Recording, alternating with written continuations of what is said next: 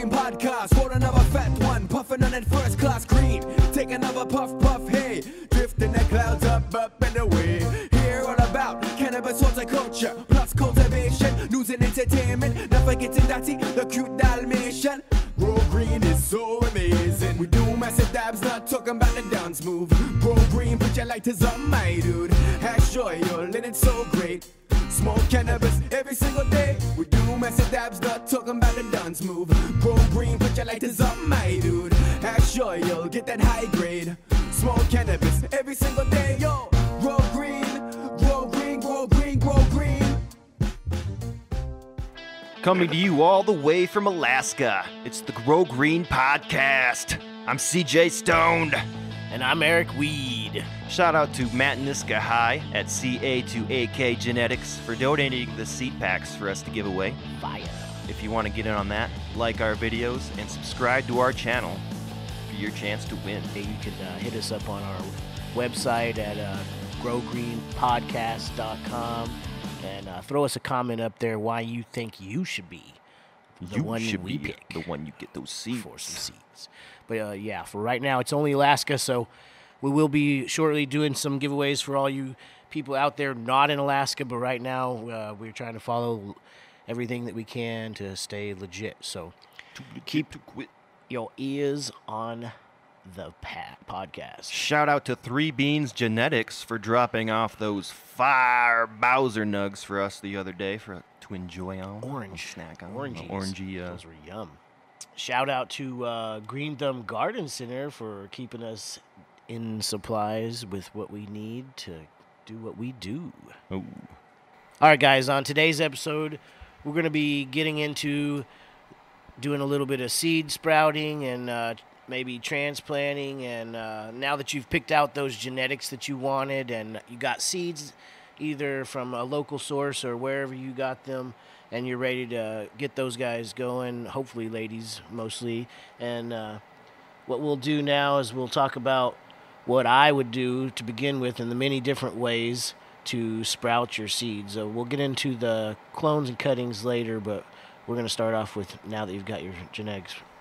Yeah, so you got your seed from CA2AK Genetics, or Yeah, 3 CA to Beans, AK. Or Team Dank, wherever you got got them at. And you're wondering, how do I get this fucker to turn into a plant? What do I need to do? Yeah, Eric Weed. It's a little bit different than starting, say, most plants, you know.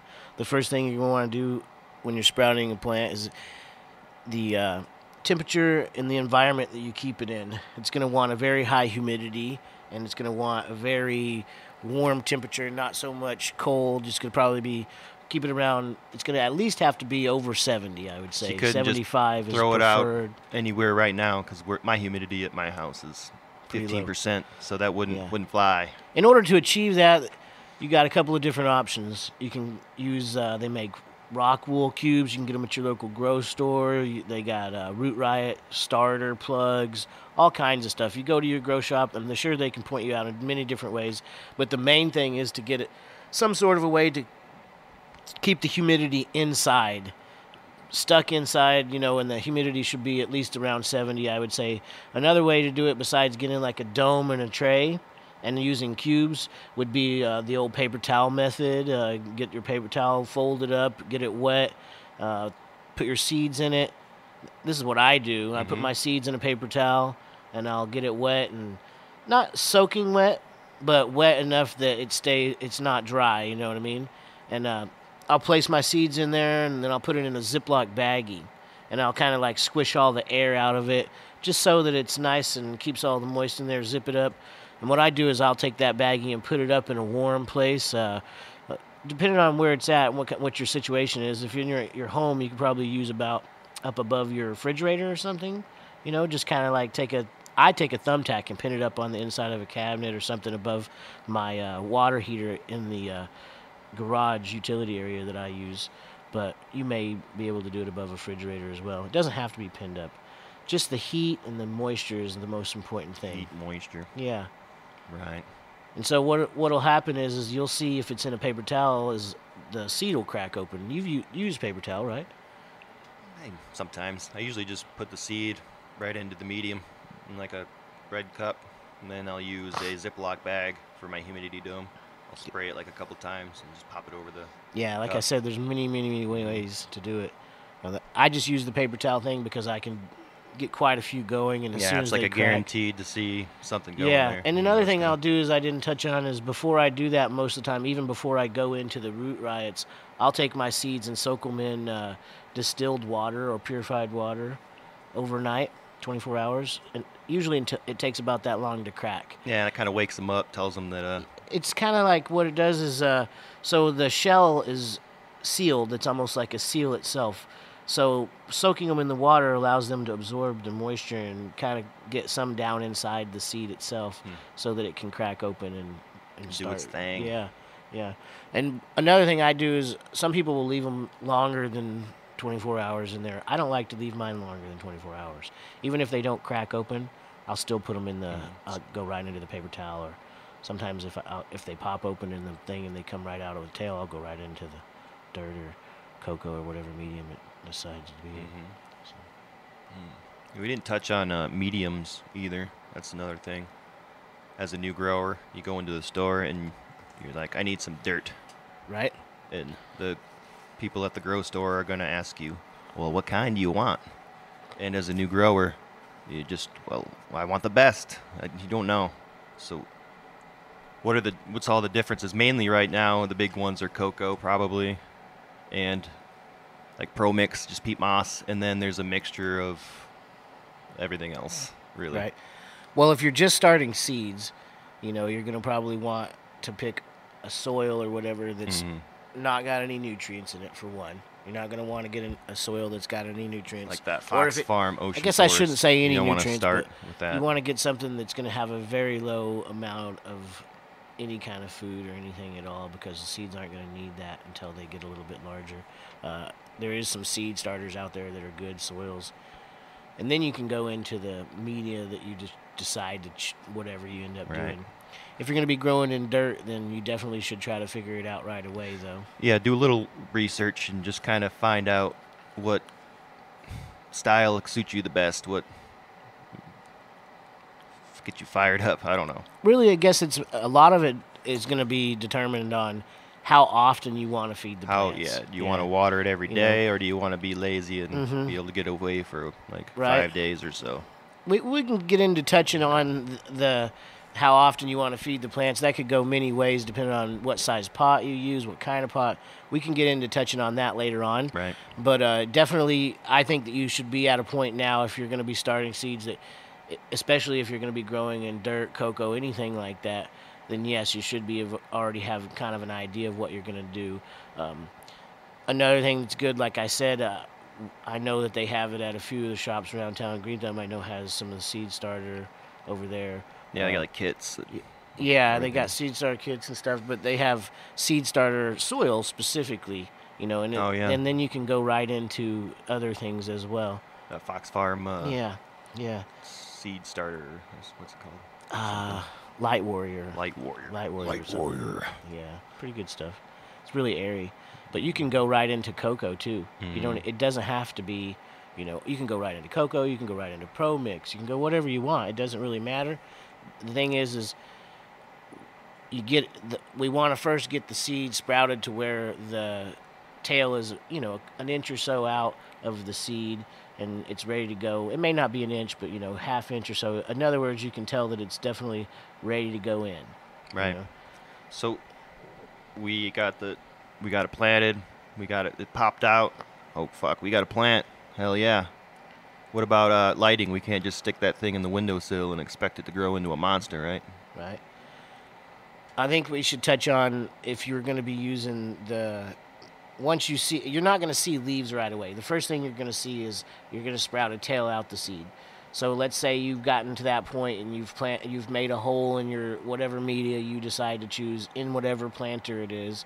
Usually a small one's a good thing to start in. You can start in the large one that you finish in as well. But now you've gotten it planted, you made a hole, you've fed it only water. Just water. Yeah, you don't want to give it nutrients. You don't want to give it any nutrients really right away. I'll sometimes give it microbial, mycorrhizae and stuff like that. But other than that, I don't really give it a whole lot of anything. Yeah, if you wanted to get a little fancy, you could amend your soil with some mycorrhizae, or some soils Deep have six already in roots. there. Yeah, Something like I'll, that. I'll give some deep six roots stuff sometimes right away, and that helps build a nice fuzzier root base. That stuff's going to cost you more. That's not really necessary for a new grower to get going, though. That's once you get Yeah. fancy, or if you just But- want to start. Yeah, I fancy. was just throwing stuff out Yeah, there. yeah. But usually you could just go water, Right. and you don't want to feed it until you usually see the second set of real leaves is what I like to do. I know some growers, they'll go until they get a little bit of deficiency in the seed, and I kind of feel like, man, I don't want to do that. I usually hit it around the second set of real leaves. And so when I say real leaves, what I mean is once the seed pops open and the tail comes out, it comes out of the ground, and you're going to see those round, the leaves that are the round-shaped leaves. And those are the ones that where all the nutrients are at. So it uses the nutrients out of those leaves that have been stored in the seed once it was created to feed itself until it gets its first set of real leaves. When its first set of real leaves will be the ones with perforations, and you can see the indentions in the shape of the actual leaf come out. That'll be the first set of real leaves. And usually it takes a little while, 3 or 4 days or a week or so sometimes to get that set of real leaves up above the original seed leaves. And I forget the name of those. I'm really not super technical. I think it might be Cotyledon or something. I can't Sounds look fancy. it up. Yeah. Yeah, we'll But have to anyway, look that up later or something. so now you've got your first set of real leaves. Bam, right? real leaves. Real leaves. So as soon as you see that second set of real leaves come out between the first set of real leaves, that's when I start feeding. Okay. That's what I like to do. And then you usually don't see a deficiency. But what happens is if you try to feed it right away too early, you could damage it and hurt it. It might be too much. So then it may, may slump off. You never know. You never know what you got going on. I try to feed it at the second set of real leaves, though. That's what I do. Bam. And you don't want to feed, let's talk about what are you going to feed it? You know what to feed it right away, right? Well, you're going to want a basic grow nutrient if you're doing a... Very basic grow nutrient at a really low level. If you're doing liquid fertilizers, yeah, it's going to Quarter- be low level. Typically, if it's not listed on the bottle or listed on the bag or whatever you're using, quarter string. Let's start with quarter, half. Quarter's better with the little one. Yeah. Yeah, just to make sure. And then if you start getting a little deficiency at quarter, then you can bump it up a little bit, depending on what it is. I usually feed. So if I was using RO water, I usually feed my seedlings, around 200, 300 ppm. If it was RO. If I'm using well water, you're probably up around 350, 400 at 100 part per million. That's another thing to address is your pH. I know my water is 8.1 out of my faucet there, and that's way too high. So I have to add about 2 milliliters of pH down in order to get it to the correct Per gallon. per gallon, in order to get it down to about 6.2, which I like. Yeah. You definitely got to keep once you start feeding it nutrients. Or even before, really. I don't think they want 8.1 water even. Definitely not. But once you start giving it nutrients and water and stuff, you definitely want to get those pHs in the range for optimal uptake. So, and we could touch on that real quick. The pH usually for water or hydro, depending on what you're using, is ideally between 5.8 and 6. And then if you're getting into cocoa, you're moving up into 6, 6.2. Peat, dirt, you move up to 6.5. Just kind of, you can go out there and look on Google and search. So it's almost the more airier, you want the pH a little lower? Honestly, I don't think it has anything to do with the amount of the airier. I think it has to do with the amount of availability. I think because when you're in hydro, it's a higher availability. Right. I don't know. That's a good question, man. That's a Got really you tough on that one. Yeah, usually I can help you out with it, but I just know where my pH range needs to be for the most part. Maybe somebody can comment and touch Chime base in on on that. that one. Yeah, let us know. Fill us in. We like to learn too. We're not just here to teach. We're always constantly learning. If you're not constantly learning, then you're not going to stay on top of your game. So constantly keep it going. There's no such thing as a mistake in the garden. It's always that's right. It's always a learning experience. Every day. So now we've got our plant started, right? We got it in. We're at our second set of real leaves. We're feeding it, right? Feeding it. So now we're at the same point as almost about, depending on what size cutting you may have acquired, whoever may have gifted it to you, given it to you in a legal state, or whatever, however you got that cutting. Now that you have it and you've got it planted and you're feeding it, and you're on the week 1, week 2 feeding schedule here, seedlings and cutting feeding schedule. You're probably feeding it at around 2 mils a gallon, 3 mils a gallon, depending on what you're feeding, if it's a bottle nutrient. And now it's time to actually get a place that will efficiently grow that plant. Right. So you talk about options for starting. Obviously, if you're going to start growing, you have a room in mind, a basement, something. Right, yeah, a space to keep a tent, obviously.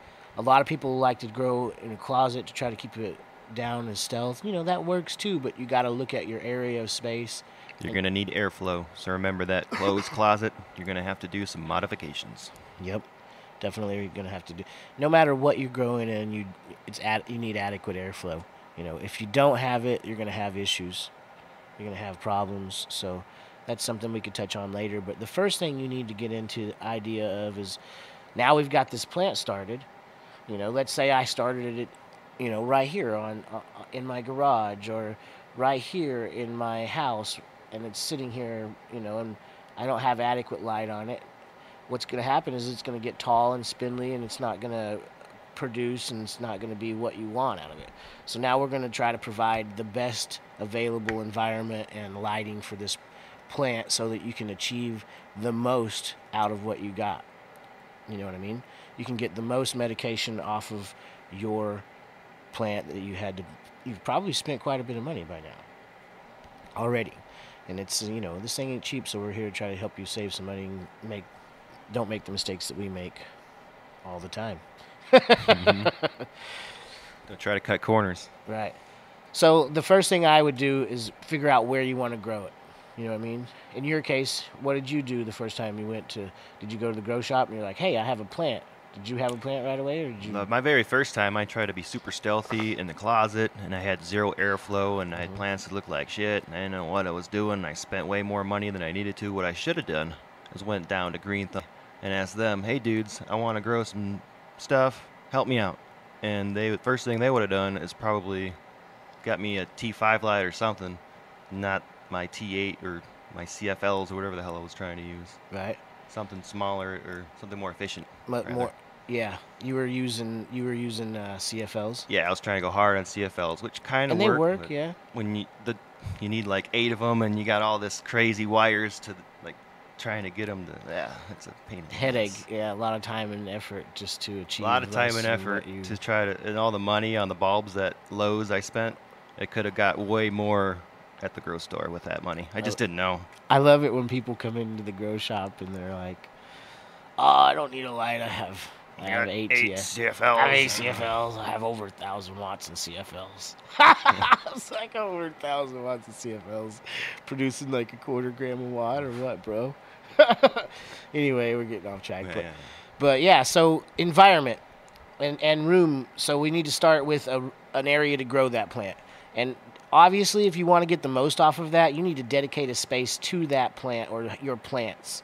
And so let's just go with the scenario. You do the scenario of you have a closet grow. You have the option of what? A tent? You could do a tent. Depending on how big your closet like is. a 2x4 tent or something very in small, there. You'd probably a tent get away would be with one plant and something the that best size. option in my opinion. And the reason is because you can close it up. If something was to happen, obviously you're doing a closet grow for a reason. So stealthy, you know what I mean? Some states it's still not legal, so you got to keep it down on the down low. If something happened, you could roll that bad boy up and be out of there in no time, if something happens. So it's an availability to be able to close it up. You're not doing modifications in an apartment or in your house to, let's say, your closet and damaging stuff that couldn't be fixed later on. So that's, my opinion, that's what I would try to run as a tent if I had to be stuck in a closet. Yeah, I dig tents. But, I mean, I would sleep in the living room and just grow in the bedroom. before I grew in a closet. Right. So I'll just sleep saying. in the closet and the rest of it. Yeah, I would just the closet might be my veg area. Yeah, something. We'll figure it out. But anyway. But you got yeah, your so tent. so now you got a tent, you got a room, you're gonna need lights. Light, that's right? the first thing. Right, and at this point, you're not gonna need a whole lot of light. Yeah, I You're wouldn't not gonna spend need a ton a of bunch. lights. You could get what I would do if I was trying to continually do this, if this is something that I wanted to pursue to do on a constant basis to provide myself medication, which that's the kind of what we're going for. There's right? really about two options probably, and I think I know where you're getting with this. Either LED, where you don't have to change your lights, or the cheaper option, the T5, which is cheaper right away, but you're going to have to change those bulbs every 6 months, and it's going to give you a headache. Yeah, or depending on how often, you could do it a little bit more often and be more expensive. And the thing is, I wanted to touch on is at this point you need to do a little bit of investing. Save yourself some money in the long run, in my opinion. Buy a light that you can use now, maybe for your first grow, that you can use later on for your veg, because this is a learning experience, and you can go all the way through with the T5. We know people who have done it, and they've done great with it. So for your first time, a T5 is a really good option. Another option is there's all these LED kits. I know Grow Mouse out there, Grow Mouse 5. Yeah, build your own. Has If you have DIY any kits. ingenuity. There's all kinds of kits out there for LEDs, and so that's a good option. Heck, there's what's a couple of there's a couple of main LED sites that got some $2.99 specials.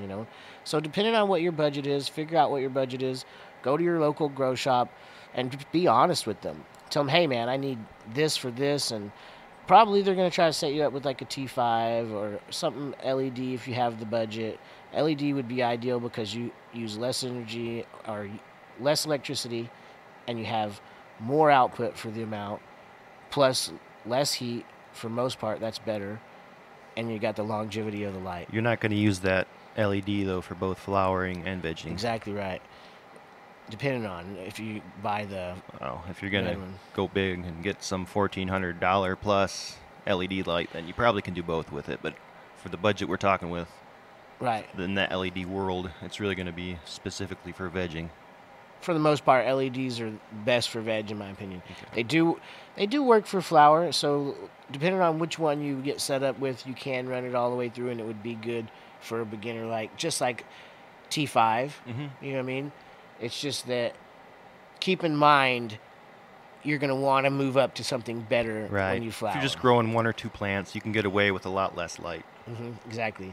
And if you're only growing one or two plants, then you're probably not doing it to supply yourself with medication, unless you're growing really big plants, and in that case, you do need a bigger light. So. Right.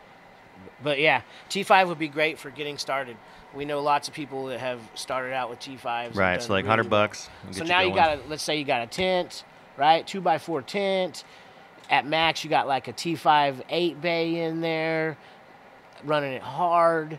Now you got to figure out what am I going to grow in, right? So we're back to media, right? So let's talk about media for a second. What options do you have for media? You got cocoa, peat moss. You got to mix in some kind of variation, sometimes perlite. You got grow stones. It can be, the whole list can just be overwhelming.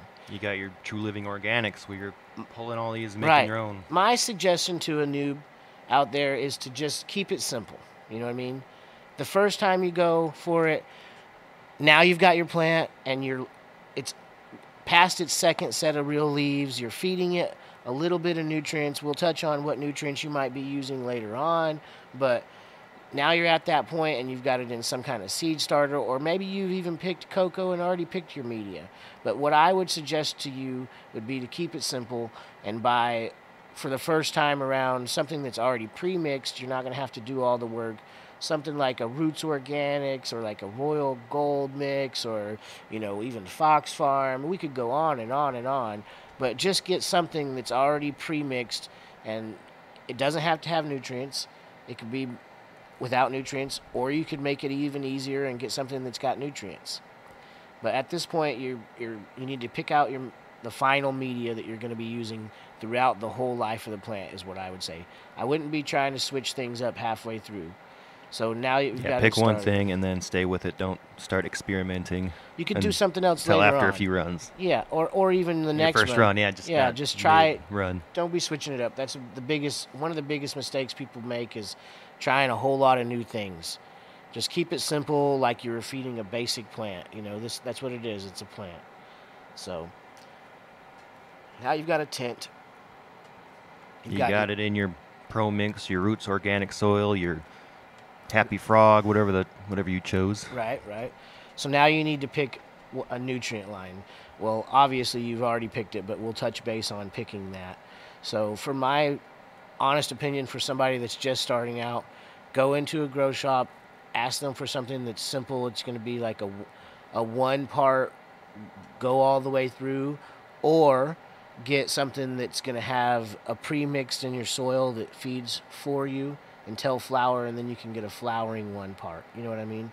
Just the first time. You may not do and achieve everything that you're going to get off of some of those other options, but just get your basic thing to where you can feed it, and and you'll learn about the plant as it grows, so it helps you there. Would you agree? Right. You don't need to walk in and get every single nutrient a line has either when you're starting out. You just need your basic part A grow, or if it's a two-part, your grow AB. Yeah, that's what I mean. When I mean one part, I mean get something that's got most everything that you need to feed it all in one bottle. Like a Roots Organics, where they got the Buddha Grow. Mm-hmm. They got the, something that's a one part that you can have to, it keeps it simple. You don't have so many things to mess with at first because you're still so new. Let's just be honest. New, you want less to mess up. Yeah, you're trying to absorb everything you can, and when there's so much there, it's a little bit complicated. So we're trying to keep it simple the first time and learn more about it.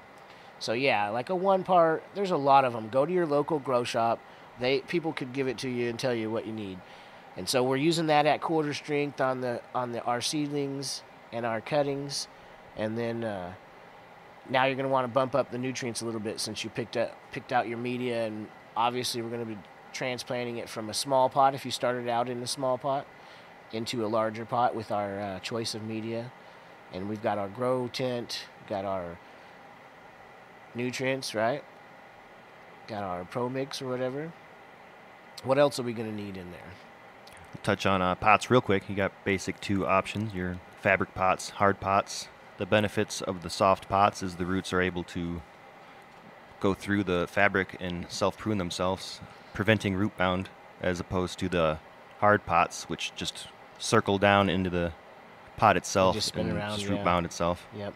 You won't get That's why I personally like the fabric pots. They're a little harder to move around depending on how big you want to go than the just rigid hard pots. I mean, that's the only downside I see.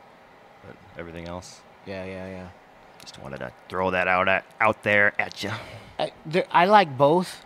I like the soft pots for vigorous growth and being able to feed a lot. And the fact that, yeah, you're right, you can be in like a 2-gallon all the way through and you won't have any root bound issues. It's air pruning it as it grows out, the root. But I like plastic pots as well for just the fact that sometimes I'm kind of lazy, don't want to feed all the time. You know what I mean? Every single day or multiple times a day. So for like moms and stuff like that, I'll put them in a plastic pot, or even small plants, I'll put them in a plastic pot that I can just water, and it'll hold the moisture in there longer. I find that the fabric ones dry out a lot faster, which is good for vigorous growth, but if you're just trying to mess around. So that's something that we should touch on. Very good point there. Touching on the fact that you may want to use either one of those depending on your style. If it's something that you're only wanting to water every 3 days, then I'd say make sure you have like a peat moss mix in your soil. If you're only wanting to water not as often, and run plastic pots. But just keep in mind with the plastic pot, once the plant gets root bound, you're going to have to transplant it. You know what I mean? So you might start with a bigger plastic pot right away. Yeah. You know what I'm saying? For the fabric pots, you can run those all the way through. So that's another thing. So now that you've picked out your pots, you got your soil, and you've got your nutrient line, hopefully. You got your T5 LED, whatever. T5 LED, whatever you got in there. You got your tent going. Another thing we're going to have to do is, what are we going to have to do? Is we're going to have to move that heat around, right? Yeah, it can't just be stagnant air sitting in there. Nope. And your plants want to be fresh air. They want to get in fresh air. They're just like us. They like to breathe fresh air. Mm-hmm. So the thing we're going to have to do is now we're going to have to get some of that heat out of there, and that's going to require a couple of intake and output ducts and a fan and a couple of different things. So basically, we need to find a way to get fresh air into the tent and get that old stagnant air out of the tent. Exactly. And a key choice of a thing to remember when you're trying to figure that out, it's not something we can really sit here and talk about to figure out for you, but once you have your space and the amount of area, you can figure out the amount of cubic feet in your area, right? And you almost need to move the cubic feet twice per minute is ideal. Twice per minute. So let's say I had 600 cubic feet in my closet, or that's a big fucking closet, but let's say I had 60 cubic feet, right? So I would need 120 cubic feet per minute. A fan that would equivalent 120 cubic feet per minute. Does that make sense to you? Makes total sense. Small closet.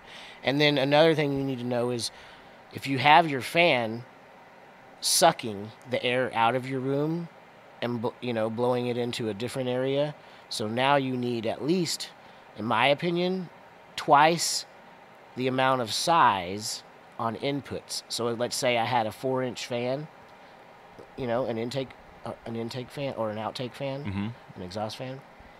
I would want to have 2 4-inch intakes. That don't mean I need 2 4-inch intake fans. I may not even need an intake fan. Right. I just need 2 equal size intake openings somewhere in my grow area that equal twice of what my other outtake is. And that way you don't have a massive negative pressure. And when I say negative pressure, is kind of like a vacuum seal bag, you know what I mean? If you get stuck in a vacuum seal bag, it causes negative pressure. Being in an airplane, similar to that, you don't want to have a major amount of that going on. Kind of like your tent caving in on itself. But exactly. In a major, you kind of want that slightly. A little bit, yeah. But if you have twice the input as you do output, as long as they're passive, it's fine. That's what I find works for me best. Hey, you're the pro. You're going to have to try what works for you the best. You know what I mean? So it's going to be a trial and error, but that's a good basis line of starting. I need a 4-inch exhaust fan and 2 4-inch intakes. You're going to have your tent. You're going to have your light. You're going to have your pot, your medium. Right. You're going to have airflow, so you're going to need some fans. Yep. Depending on how big of an area, you might need some oscillating fans, 16s, 18s. Depending on how much area you have, you're going to have. You don't want any stagnant air really in that whole room. So you want to cover every area in there. I like to have my fans blowing across right under my lights, so that heat buildup that gets underneath the light directly is kind of pushed around, and it evenly distributes it, so it kind of keeps some of the light off of the canopy. That's what I like to do. Keeps the girls nice and happy. Yep. Another thing, if in your veg, when I say veg, when you're not flowering the plants while you're still growing them until you flower them, you may or may not want to get a carbon filter for the smell, depending on the strain you have and depending on how stealth of a grow you have going on. If you're, in one of those non-legal states, or you just don't want to mess with your neighbors, you may need a carbon filter. Usually in veg, you can get away without one, depending on how hard you're going. Yep. Or strain-wise, some vegging strains can be pretty stinky. But for the most part, I think you can get away with not having one, unless someone starts smelling something, then obviously. But the reason I mention that, though, is because if you're going to be investing, one of the biggest mistakes done in growing in general is buying the wrong things first. Right. You know what I mean? Stuff that you can't upgrade to improve your room. And that's just a good security precaution to have anyway. And you could have that and then move it over later for your flowering. So let me give an example. Let's say if I had a grow tent, right now in our situation, if I'm vegging, a lot of people might try to save a few bucks instead of buying an inline fan, right? Like a nice inline fan. They might go buy like a duct booster. like at Home Depot, those little ones that are the same size as the actual ducting, but they only move like 50, 60 CFM. Yeah, those duct Right. boosters are garbage. Right, but somebody might try to cut some corners and use one of those, and it may work if it's just running by itself, but if you try to hook it up to a carbon filter or anything later on to upgrade, that whole investment to me is kind of a waste. You know what I mean? Yeah, maybe you'll throw it into an intake later on. But the main thing to remember is when we buy stuff the first time, that's going to be your initial investment. And it's going to pay for itself over and over and over by rewarding you with clean, proper medication on a regular basis. The more you put into it, the more you're going to get out of it. So it's even if you can just save a few bucks a week or two longer and invest into a better fan, invest into a better light. That's the biggest thing I could tell you. If you can't afford it, that's fine. There are ways to cut a corner and you can try to make it better on, but you can save yourself some money in the long run by buying at least grow quality stuff.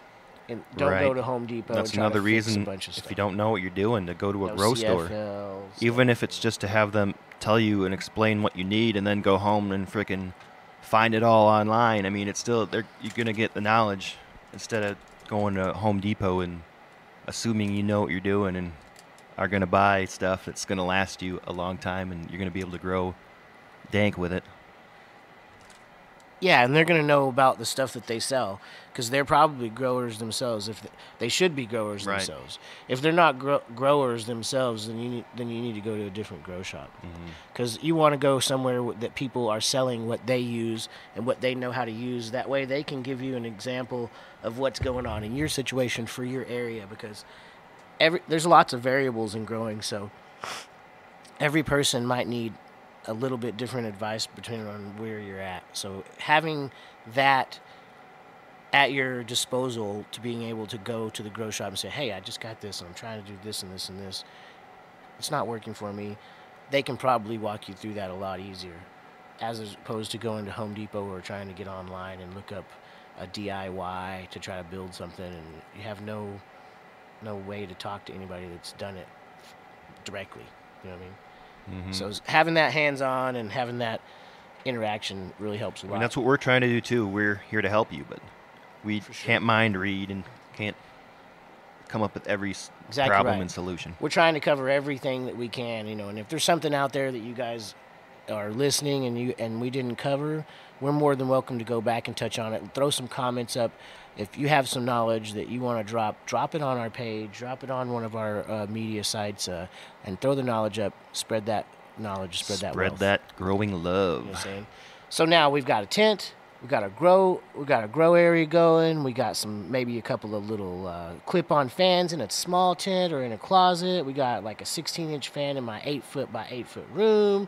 We got whatever you ended up using for your lights, LED, T5. Maybe you're blasting out some really powerful CMHs. Who knows? What do you got going on? Double enders. Right, whatever. Yeah, you're crushing it 630s. already, right? You're already doing better than most people out the get-go because now you've got all those bases covered. So now we got to talk about what's next. Feeding. How often do you feed? Let's just talk about, we got people that come into the shop all the time. Right. I'm a feed water guy myself. And you're running in Pro Mix? I'm a Pro Mixer. Yeah? You run Pro Mix? Sometimes I'll fucking feed. Ooh, swearing. Sometimes I'll feed. Just read and the water. plants? Yeah, because sometimes it keeps asking for more, and maybe I should have put a little more nutrients or something. But, I don't know, depends. So when we mix our nutrients, I think the first thing to touch on is What does feed? What does water mean? How do you mix your nutrients? Usually I'll pH down first. I know some people pH down at the end, but I feel the nutrients fluctuate less when you pH it down first. I like pHing down first for sure. I always mix my nutes counterclockwise, of course. Oh, So after I pH down, clockwise in the and northern I'm going hemisphere, though, right? counterclockwise, I'll then add my. I'm not currently using CalMag, but if I was using CalMag, I'd use that next. Yep. I'm not growing in cocoa, so. And nutrients I'm using have plenty of CalMag in them. My base. They work, and your water's probably got a little bit of CalMag. Right. Probably got a good water. But if I was using CalMag, you're using well water, I would right? use the yes, correct. I'd There you use the go. CalMag. But since I'm not, and then I go right to my base nutrients. And then I use my, well, it depends on what stage I'm in. Let's say I'm in grow stage. I just use my base A and B, call it good. If I was in flowering, I'd do my bloom A and B. And then I would put my aroma enricher or bud enhancer next. So and your then amendments, my, you just my follow amendments, along bloom with your booster, all that amendments good and all stuff. Yeah. Yeah. That's pretty much exactly how I do it. If I'm going to add silica in, I'll add that in before I pH down, or before I pH my water at the beginning. I'll go ahead and add silica Because that in. can mess with the pH quite a bit. Yeah, actually, it depending on how much you add with OSA, like 4 mils of OSA a gallon will bring my pH all the way to level. So that's that's just saying any silica you use, depending on what kind it is. Some, honestly, I've seen some raise and some lower it. I'm not sure about why that is, but I know that with OSA it drops it. It's pretty powerful. But so what I do is I'll add my silica in, and then I'll come in with my pH down if I have to add any.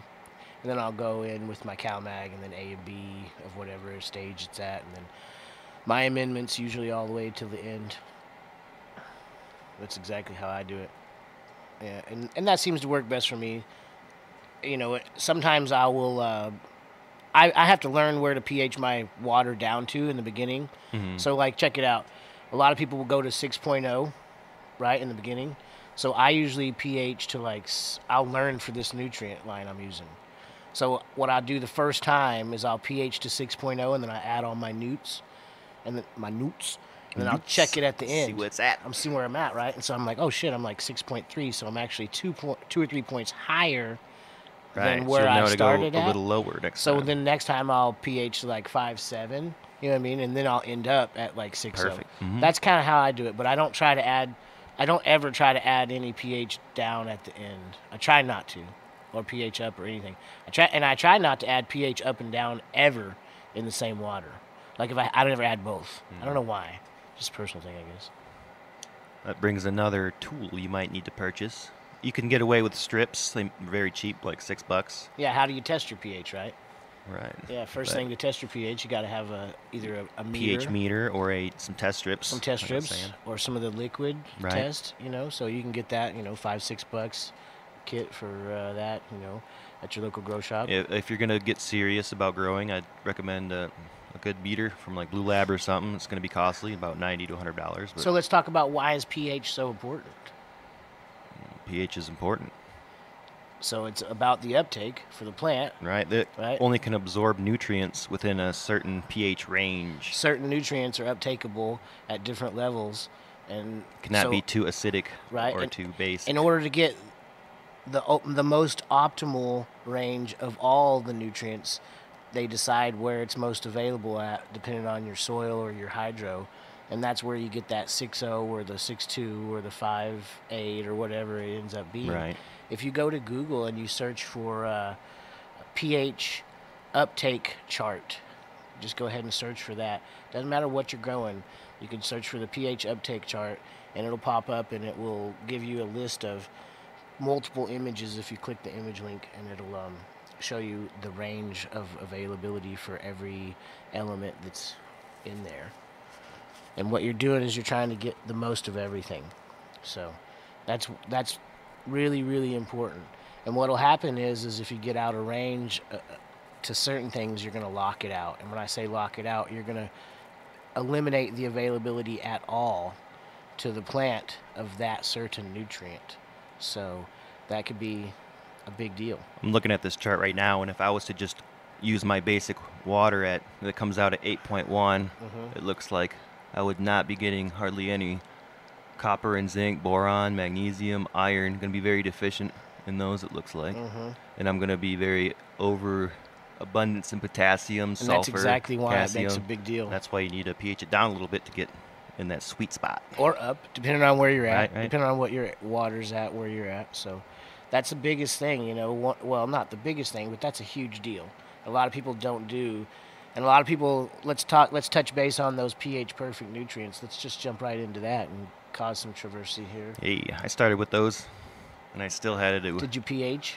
I didn't at first, and I had all kinds of deficiencies, and I had to come into the shop, and then they told me to start pHing, even though it was pH perfect, and then bam, beautiful. But and that's all you did at first, really? mm-hmm. And it made that big of a difference? Yeah. There's proof right there. Yep. You know what I mean? So,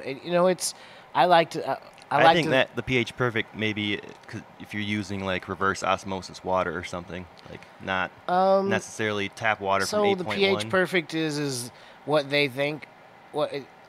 This is probably not with all of them, but with some of them they use certain methods or certain types of acids and stuff to make the availability of the nutrients be available at higher and lower levels that what you'll see on this chart. So it kind of widens the scale. It kind of, yeah, in theory, yeah. Mm-hmm. But I mean, still, in my thought on that is, it seems like the plants are working harder still to, even though it's available, it seems like why fight against nature? Why fight against nature? Yeah, correct. Yeah, and just pH the shit. You know what I mean? Let's just be real. So that's why you want to pH your water. Yeah, for sure. That's why we want to pH our water, and then we wanted to come in with our nutrients and stuff and set it where it's at. In my opinion, you're gonna hear lots of different opinions on that. So yeah. Just do what works for you. There's many ways to skin a cat. Do what works for you. That's if anything you can remember today is just do what works for you. So we're just gonna give you little bits of information for you to feed off of to try to figure out what you commuting in traffic, you can learn some tips and tricks. Or while you're sparking up a J at the house, drinking a cup of coffee like I am myself. Good morning. Good morning there. I like your Royal Gold shirt. Royal Gold. It's nice. You're sporting it. Fits very nice. Oh, man, that's what I run. That's the soil that I run. Is Royal Gold, that Tooper. Yeah. Rocking the Tooper. Loving it, too. That's a mix of hummus and Anxious Forest material, hummus, cocoa, perlite. They make that basement mix. That's another that'd be a good starter. There you go for the seed starters. Yeah. The basement mix is actually a little bit. I might be a little too hot for starting a seed in. Maybe early transport. Yeah, but that would be really good for like a 50-50. Like if you had some pure cocoa and you were to take that basement mix and you were to like go 50-50 with the basement and some pure unnuded cocoa, you were to mix that together, that would be an excellent seed starter. It would be spot on. Yeah, that's what I would do. So, all right, pH, man. So big deal. It's a big fucking deal. Don't sleep on the pH. That's what I'm saying. So let's move into the next thing. So we already did fans. We already did air movement. Okay. So what is a issue you could run into now? Well, what is something we could have go wrong? What if let me give you an example of a rookie mistake. Okay? Rookie mistake.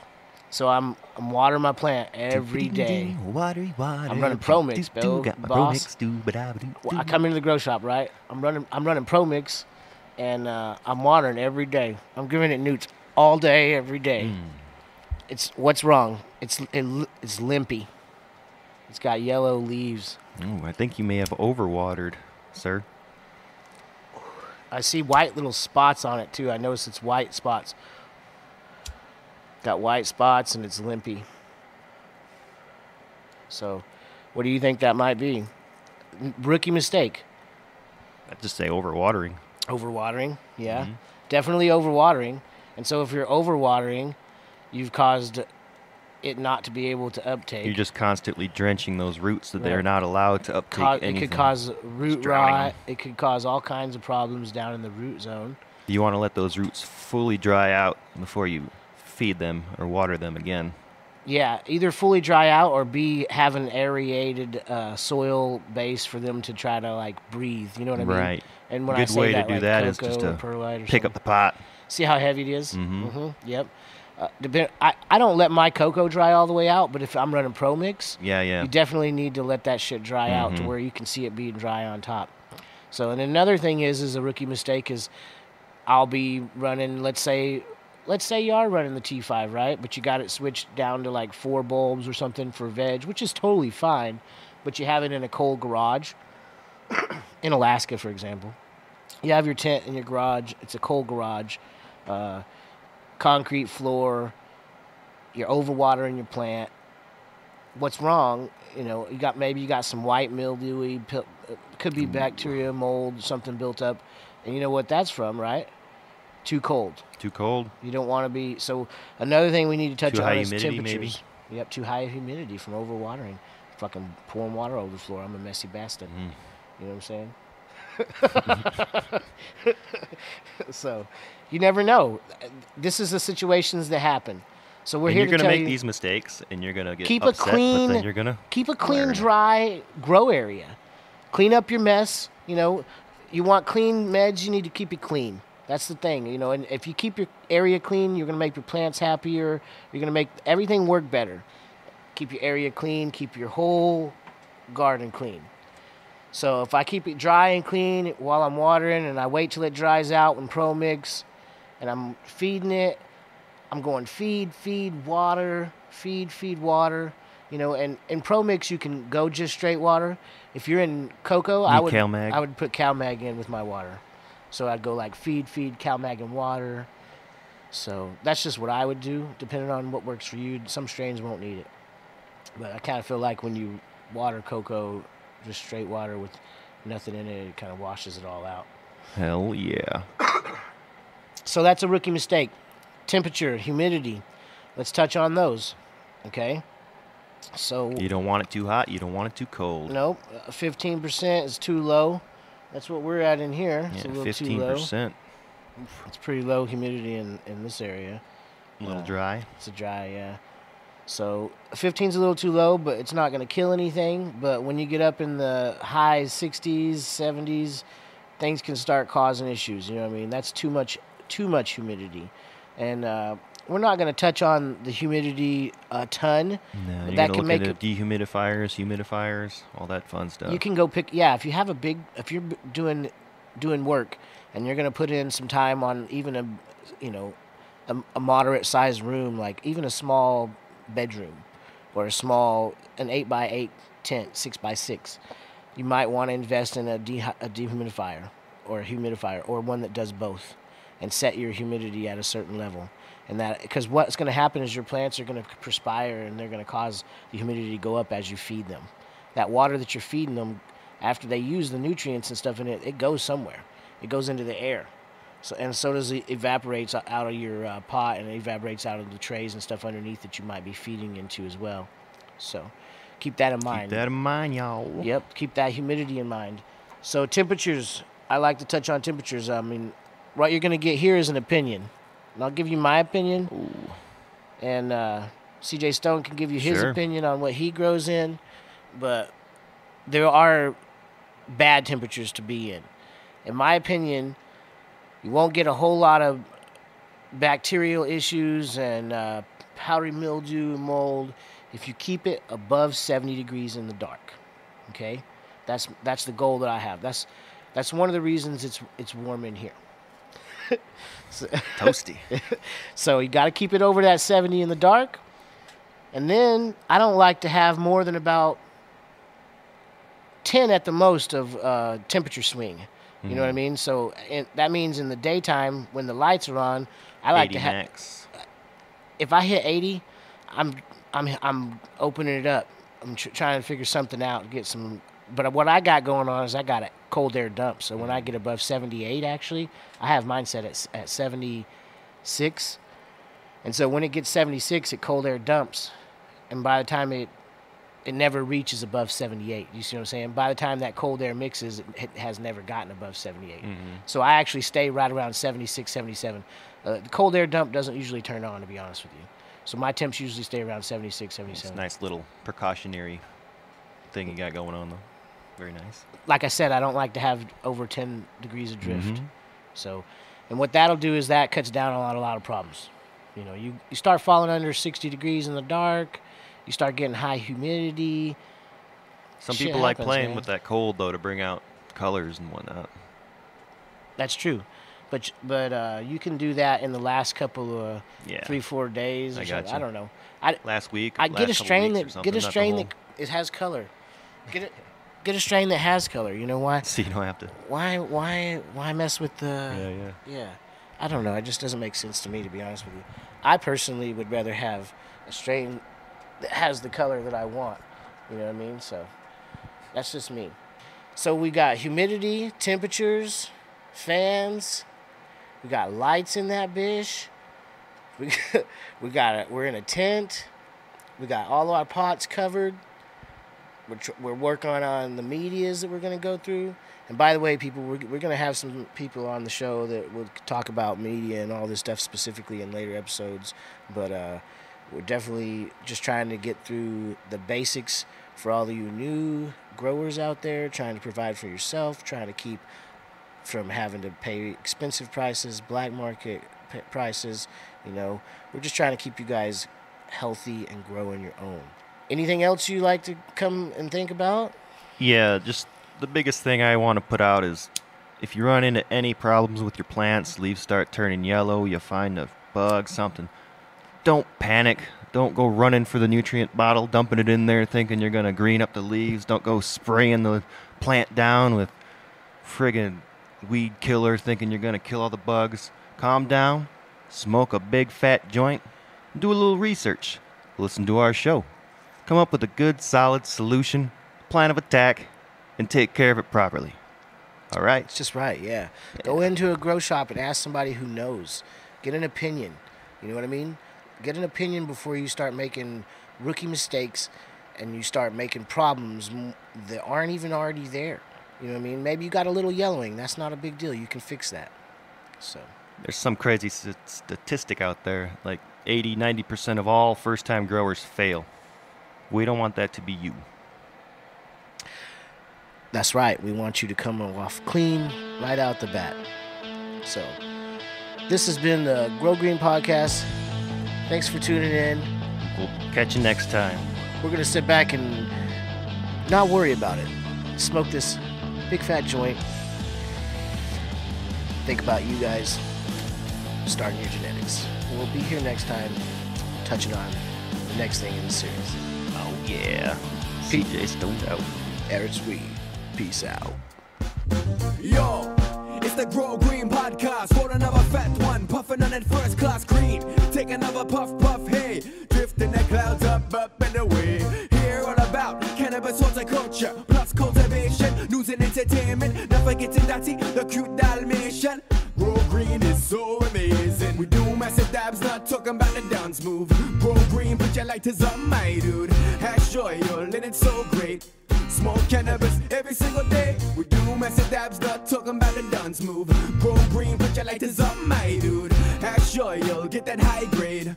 Smoke cannabis every single day.